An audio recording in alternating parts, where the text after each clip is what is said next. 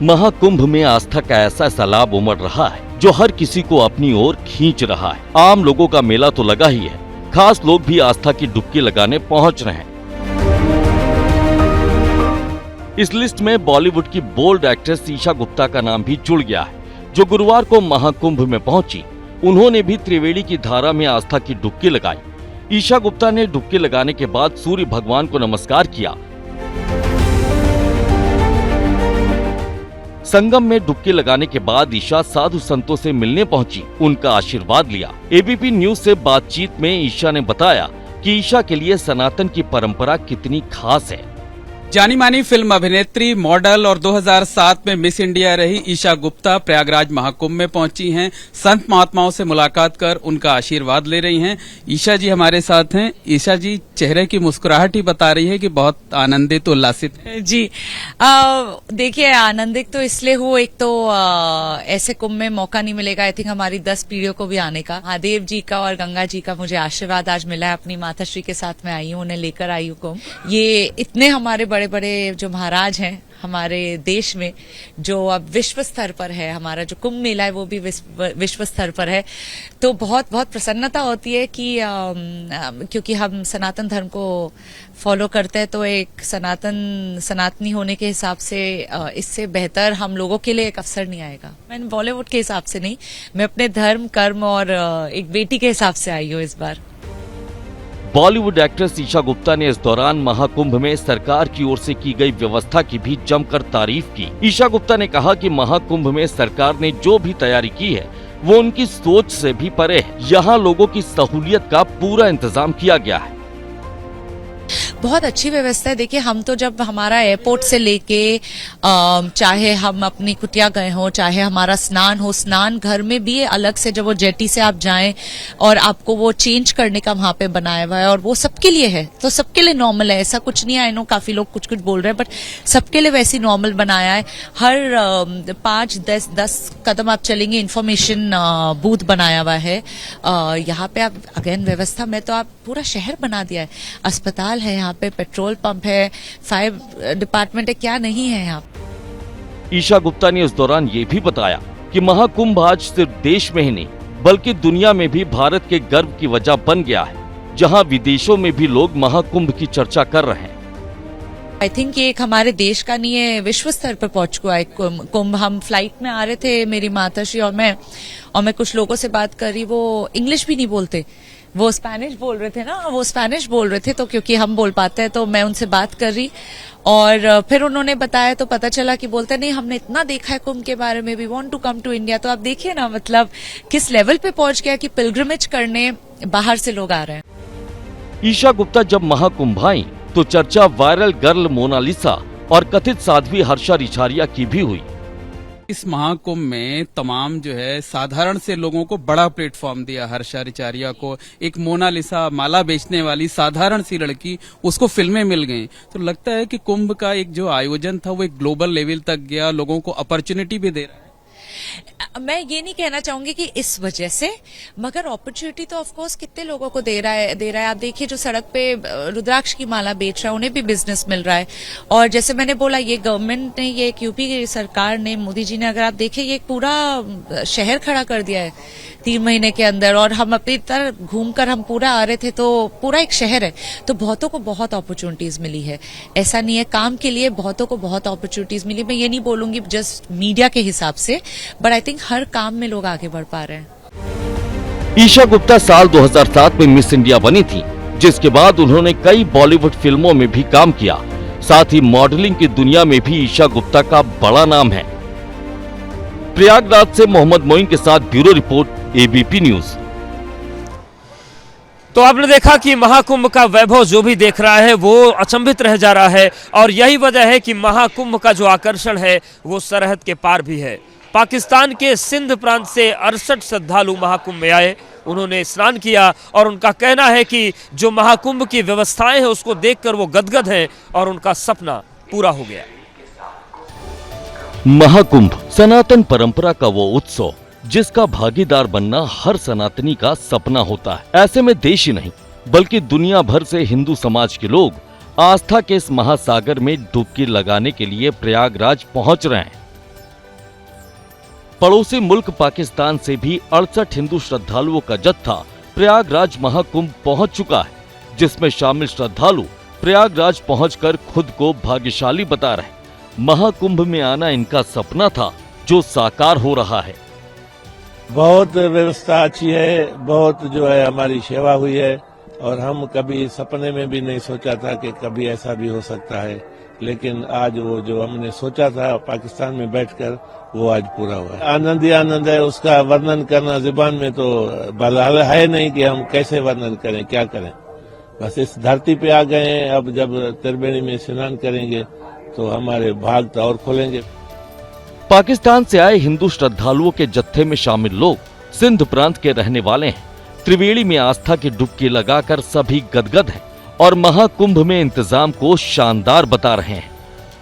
कुंभ में आने से हमें बहुत अच्छा लगा। हम थैंकफुल हैं इंडिया गवर्नमेंट के, जिन्होंने बहुत अच्छा अरेंजमेंट किया हुआ था। स्टेशन से लेके यहाँ तक हमारा बहुत प्रोटोकॉल दिया गया। हम तहे दिल से शुक्रगुजार हैं और जितना पब्लिक का फ्लो है उतना ही गवर्नमेंट ने अरेंजमेंट किया हुआ है। हम गवर्नमेंट के इस अरेंजमेंट को अप्रिशिएट करते हैं। पाकिस्तानी श्रद्धालुओं के जत्थे में प्रियंका भी शामिल है।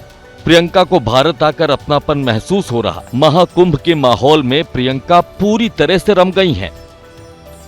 जैसे हम दुबई गए थे या पाकिस्तान में होते हैं तो वहाँ पर मुस्लिम कल्चर है, तो वहाँ पर अपनापन नहीं लगता। यहाँ पर हर चीज़ अपनी लगती है, जैसे अपनी पूजा, अपनी धार्मिक स्थान, जो हर चीज़ दिखने में बहुत अच्छा लग रहा है। अभी हम यहाँ पर आए हुए, अभी हमें 2 दिन हुए और स्टे है हमारा, तो लग रहा है कि मतलब अच्छा लगेगा, अपनापन। पाकिस्तान से आए हिंदू श्रद्धालुओं के जत्थे में शामिल लोगों की आंखों में महाकुंभ का वैभव साफ दिख रहा है। 144 साल बाद बने पवित्र संयोग पर महाकुंभ का हिस्सा बनने से ये सभी बहुत खुश हैं और खुद को सौभाग्यशाली मान रहे हैं।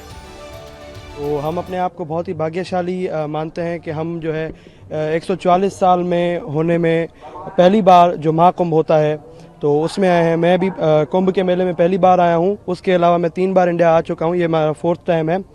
तो हम बहुत अपने आप को भाग्यशाली मानते हैं और हमें यहाँ पर बहुत ही मज़ा आ रहा है और हम अपने धर्म के बारे में हमें बहुत सारी जो है जानकारी मिलने वाली है। पाकिस्तान के हिंदू श्रद्धालुओं में कई ऐसे हैं जिनके पूर्वज भी महाकुंभ की आस्था का भागीदार बनना चाहते थे, लेकिन सरहद की दीवार और रिश्ते की कड़वाहट की वजह से उनकी ये इच्छा अधूरी रह गई। Bureau report, ABP news.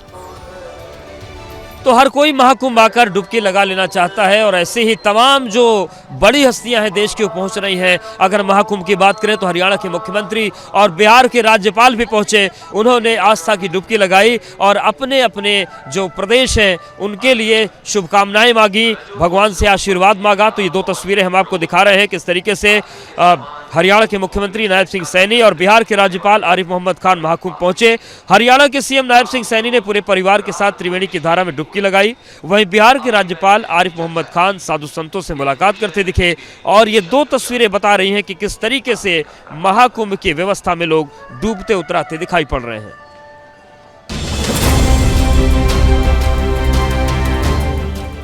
Haryana के सीएम नायब सिंह सैनी ने भी महाकुंभ में आस्था की डुबकी लगाई।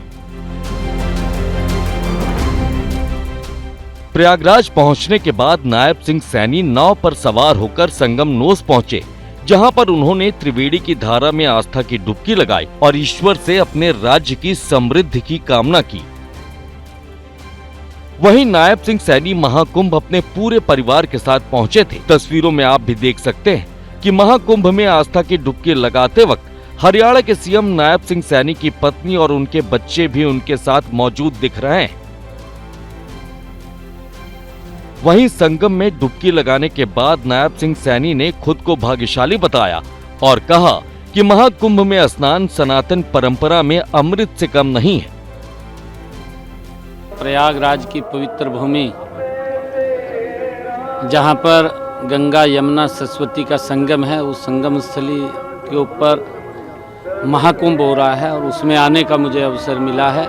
मैं सौभाग्यशाली हूं। ये सनातन का वो केंद्र है जहां पर लोग श्रद्धा से इस माँ गंगा के त्रिवेणी के ऊपर आकर के डुबकी लगाते हैं। नायब सिंह सैनी ने इस दौरान महाकुंभ में की गई व्यवस्था के लिए राज्य की योगी और केंद्र की मोदी सरकार की जमकर तारीफ की, जहां उन्होंने महाकुंभ को सनातन परंपरा की अनमोल धरोहर बताया, तो वहीं उन लोगों पर निशाना भी साधा जो महाकुंभ को लेकर नकारात्मक सोच फैलाने की कोशिश कर रहे हैं। Bureau report, ABP news. और प्रयागराज में वीएचपी की 3 दिवसीय बैठक होने जा रही है। दुनिया भर के जो विश्व हिंदू परिषद के कार्यकर्ता हैं वो यहाँ पर आएंगे। तो चलिए देखते हैं कि आखिर किन मुद्दों पर यहाँ पर चर्चा होने वाली है। एक और प्रयागराज महाकुंभ में करोड़ों लोग आस्था की डुबकी लगा रहे हैं, तो दूसरी ओर आज से महाकुंभ क्षेत्र में विश्व हिंदू परिषद की अहम बैठक होने जा रही है।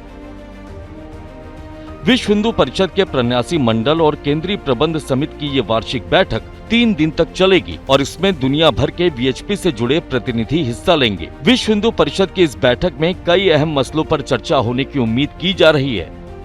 विभिन्न प्रांतों से लगभग 750 प्रतिनिधि इसमें आए हैं, जिसमें पूर्णकालिक कार्यकर्ता, मंत्री, संगठन मंत्री, अध्यक्ष, प्रन्यासी सब सम्मिलित हैं और विदेशों से 11 विभिन्न देशों के 32 प्रन्यासी और कार्यकर्ताओं के आने की सूचना है। इन देशों में थाईलैंड, अमेरिका, मॉरिशस, दक्षिण अफ्रीका, ऑस्ट्रेलिया, न्यूजीलैंड आदि हैं। इस बैठक में विश्व हिंदू परिषद के सालाना कार्यक्रमों की रूपरेखा तय की जाएगी, साथ ही संगठन के अभियान की रणनीति भी तैयार होगी। वहीं बैठक में कई ऐसे मुद्दों पर चर्चा की उम्मीद है जो लंबे वक्त से वीएचपी के एजेंडे में शामिल हैं। मसलन वक्फ बोर्ड का खात्मा, लव जिहाद, हिंदुओं की घटती जनसंख्या, बांग्लादेशी हिंदुओं का उत्पीड़न, मठ मंदिरों से सरकारी नियंत्रण हटाना और अयोध्या के बाद काशी जैसे मुद्दे इसमें शामिल हैं। इन सभी मुद्दों पर वीएचपी की बैठक में विस्तार से चर्चा होगी। कोई भी विषय जो हिंदू समाज को भारत में या भारत के बाहर प्रभावित करता है उस पर चर्चा होगी ही। वक्फ बोर्ड के विषय को लेके हमारे माननीय केंद्रीय प्रन्यासी चर्चा करने वाले हैं। युवा वर्ग की चुनौतियों में हम जो विशेष रूप से चिन्हित कर रहे हैं वो है उनमें हिंदू धर्म के संस्कारों का क्षरण, विवाह की बढ़ती आयु, परिवारों में घटती हुई संतानों की संख्या, लिव इन रिलेशनशिप जैसे इस प्रकार की जो घटनाएं हो रही हैं उन पर हम चर्चा करेंगे। महाकुंभ के सेक्टर 18 में विश्व हिंदू परिषद का कैंप लगा हुआ है, जहां पर अगले 3 दिन तक इस बैठक का आयोजन किया जाएगा। प्रयागराज से मोहम्मद मोइन के साथ ब्यूरो रिपोर्ट, एबीपी न्यूज। और महाकुंभ में उमा भारती भी पहुंची। उन्होंने महाकुंभ में हुई भगदड़ पर शोक जताया। उन्होंने ये भी कहा कि इस मसले पर राजनीति नहीं होनी चाहिए, निष्पक्ष जांच हो रही है और जल्दी ही सच सबके सामने होगा। जांच एजेंसियां जांच कर रही हैं, जिन लोगों को रखा गया बिल्कुल निष्पक्ष है। जांच की पूरी रिपोर्ट सामने आने दीजिए। भगदड़ हुई है, लोगों की मृत्यु हुई है, बहुत दुखद हादसा हुआ है। हमारे लिए बहुत दुखद बात है कि हम उनके जीवन को बचा नहीं सके और हम सब इस बात को लेकर के शोक मगन हैं, लेकिन इस पर राजनीति नहीं करनी चाहिए। लाशों पर राजनीति अच्छी नहीं होती। महाकुंभ में हुई भगदड़ को लेकर बयानबाजियों का दौर भी खूब चला, लेकिन सबसे ज्यादा सुर्खियों में आए बागेश्वर वाले बाबा, जिन्होंने मोक्ष वाला बयान दिया था। इस पर भी उमा भारती ने प्रतिक्रिया दी। उन्होंने कहा कि ऐसे बयान नहीं देने चाहिए जिससे लोगों की भावनाएं आहत हो जाए। कुंभ में स्नान करने से मोक्ष प्राप्त होता है, ये सत्य है, लेकिन कुचल जाने से, तड़प तड़प के मरने से जो जीवित रहते हैं, उनके पूरे के पूरे परिवार जो जिंदगी भर तड़पते हैं, उनने कौन सा पाप किया था। मैं सोचती हूँ बागेश्वर महाराज जो हैं वो मेरे छोटे भाई जैसे हैं, मैं उनसे बहुत प्रेम करती हूँ, लेकिन संत को अपनी संवेदना का ध्यान रखना है और अपनी संवेदना के प्रति बहुत सजग रहना चाहिए। मैं एक छोटे भाई के नाते उनको यही कहूँगी। तो महाकुंभ के इस खास बुलेटिन फिलहाल इतना ही। एबीपी न्यूज पर खबरें जारी है, लेकिन इस वक्त की हेडलाइंस देखिए।